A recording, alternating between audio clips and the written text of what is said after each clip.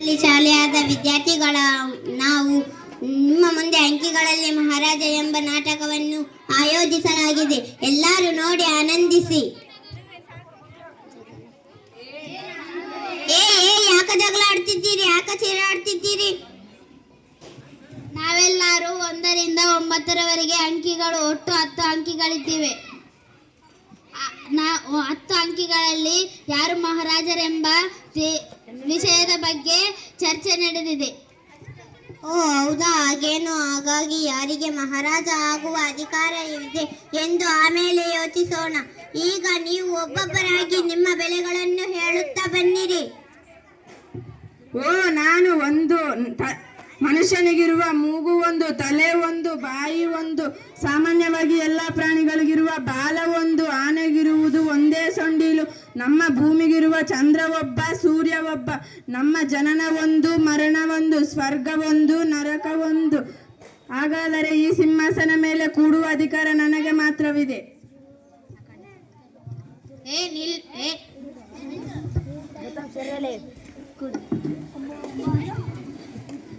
ನಿಲ್ಲು ನಿಲ್ಲು, ನಾನು ನಿನಗಿಂತ ದೊಡ್ಡವನು. ನನ್ನ ಹೆಸರು 2, ನನ್ನ ಕೈಗಳು 2, ಕಣ್ಣುಗಳು 2, ಮೂಗಿನ ಹೊಳ್ಳೆಗಳು 2, ಕಿವಿಗಳು 2, ಕಾಲುಗಳು 2, ಕಿಡ್ನಿಗಳು 2, ವಿಮಾನಕ್ಕೆ ರೇಖೆಗಳು 2.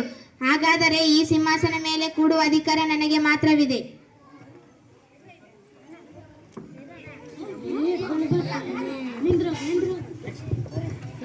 ನಿಲ್ಲು ನಿಲ್ಲು, ನಿನಕ್ಕಿಂತ ದೊಡ್ಡವಳು ನಾನಿದ್ದೇನೆ. ನನ್ನ ಹೆಸರು 3, ಶಿವನಿಗೆ ಕಣ್ಣು 3, ವಿಭೂತಿಯ ರೇಖೆಗಳು 3, ತ್ರಿಭುಜದ ಬಾಹುಗಳು, ಕೋಣಗಳು 3, ಆಟೋ ಚಕ್ರಗಳು 3, ತ್ರಿಪದಿಗಳ ಸಾಲುಗಳು 3, ನೀರಿನಲ್ಲಿರುವ ಪ್ರಮಾಣಗಳು 3. ಆದರೆ ಈ ಸಿಂಹಾಸನ ಮೇಲೆ ಕೂಡುವ ಅಧಿಕಾರ ನನಗಿದೆ.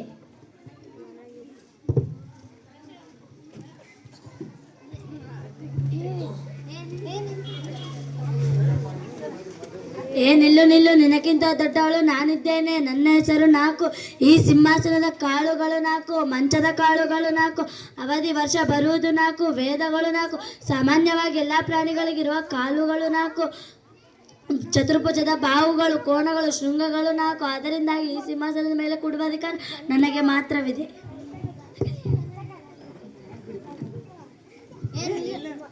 ನಿಲ್ಲು ನಿಲ್ಲು, ನಿನಗಿಂತ ದೊಡ್ಡವನು ನಾನಿದ್ದೇನೆ. ನನ್ನ ಹೆಸರು 5, ನನ್ನ ಕೈ ಬೆರಳು 5, ಕಾಲು ಬೆರಳು 5, ಪಂಚಭುಜದ ಕೋಣಗಳು 5, ಬಾಹುಗಳ 5, ಶೃಂಗಗಳ 5, ಆಹಾರ ಪೋಷಗಳು 5. ಆದ್ದರಿಂದ ಈ ಸಿಂಹಾಸನ ಮೇಲೆ ಕೂಡುವ ಅಧಿಕಾರ ನನಗಿದೆ.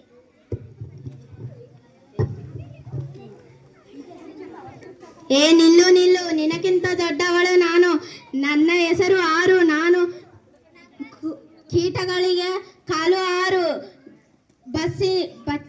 ಬಸ್ಸಿನ ಚಕ್ರಗಳು 6, ಋಸ್ವಸರಗಳು 6. ಆದರೆ ಈ ಸಿಂಹಾಸನ ಮೇಲೆ ಕೂಡೋದು ನನಗೆ ಅಧಿಕಾರ.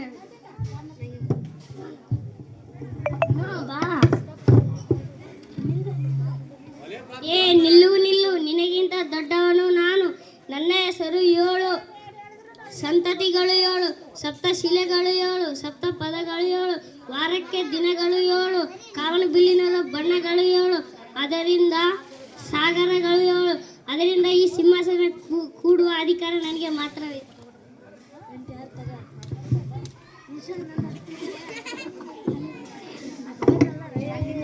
ನಿಲ್ಲು ನಿಲ್ಲು, ನಿನಗಿಂತ ದೊಡ್ಡವನು ನಾನಿದ್ದೇನೆ. ನನ್ನ ಹೆಸರು 8, ದಿಕ್ಕುಗಳು 8, ಗ್ರಹಗಳು 8, ಆಕ್ಟೋಪಸ್ಸಿಗಿರುವ ಕಾಲುಗಳ ಸಂಖ್ಯೆ 8, ಅಷ್ಟಭುಜದಲ್ಲಿರುವ ಬಾಹುಗಳು 8, ಕೋನಗಳು 8, ಶೃಂಗಗಳು 8. ಆದ್ದರಿಂದ ಈ ಸಿಂಹಾಸನ ಮೇಲೆ ಕೂಡುವ ಅಧಿಕಾರ ನನಗೆ ಮಾತ್ರವಿದೆ.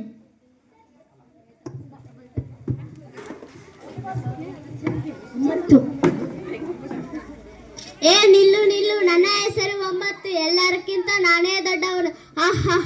ಸಿರಿಧಾನ್ಯಗಳು 9, ಘಾತಾಂಕದಲ್ಲಿ ನಿಯಮಗಳು 9, ಕನ್ನಡದಲ್ಲಿ ಅವರ್ಗೀಯ ವ್ಯಂಜನಗಳು 9, ತಾಯಿಯ ಗರ್ಭದಲ್ಲಿ ಮಗು 9 ತಿಂಗಳು. ಅದರಿಂದ ಈ ಸಿಂಹಾಸನ ಮೇಲೆ ನಾನೇ ಕುಳಿತುಕೊಳ್ಳುತ್ತೇನೆ.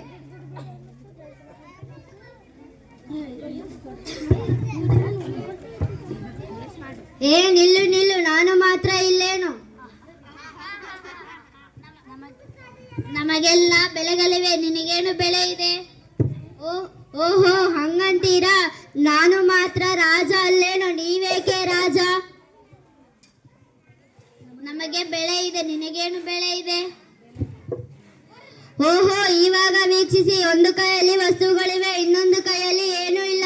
0 ಎಂದು ಅರ್ಥ. ಹಾಗಾಗಿ ನಿಮ್ಮ ಬೆಲೆಗಳನ್ನು ಕೂಡ ವೀಕ್ಷಿಸಬಲ್ಲೆ. ಏನು ಹೇಳುತ್ತಿದ್ದಿ? ನಮ್ಮ ಬೆಳೆಗಳನ್ನು ನೀನು ವೀಕ್ಷಿಸುತ್ತೆ? ಹೌದು, ನಾನು ನಿಮ್ಮ ಬೆಳೆಗಳನ್ನು ವೀಕ್ಷಿಸಬಲ್ಲೆ. ಇವಾಗ ವೀಕ್ಷಿಸಿ.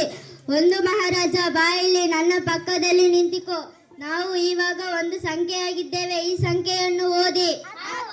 ಹಾಗಾಗಿ ಈ ಸಿಂಹಾಸನ ನಂದು. ಈ ಸಿಂಹಾಸನ ರಾಜ ನಾನೇ. ನನಗೆಲ್ಲ ನೀವು ಶರಣಾಗಬೇಕು.